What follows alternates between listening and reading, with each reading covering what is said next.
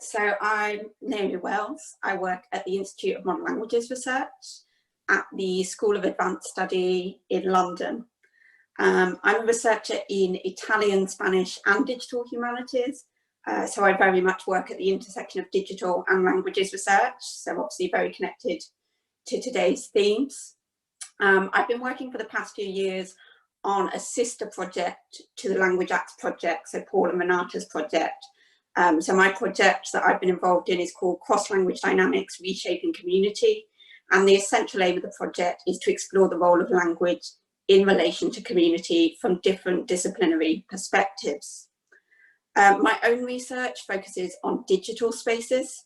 I look in particular at how communities use digital media and technologies to communicate and represent themselves across linguistic, cultural and national boundaries. So I'm really interested in contemporary digital culture, particularly diasporic digital culture.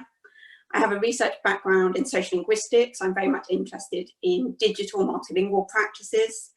And obviously my research is very connected to what Paul and Renata do.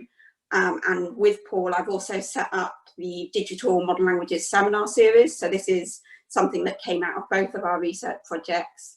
And the aim of that series is that it brings together languages research and teaching in modern languages that engages with digital media and technologies. We also have a digital modern languages section on the Modern Languages Open Publishing platform. And that is a space where we're going to be publishing open access digital research focused on languages other than English.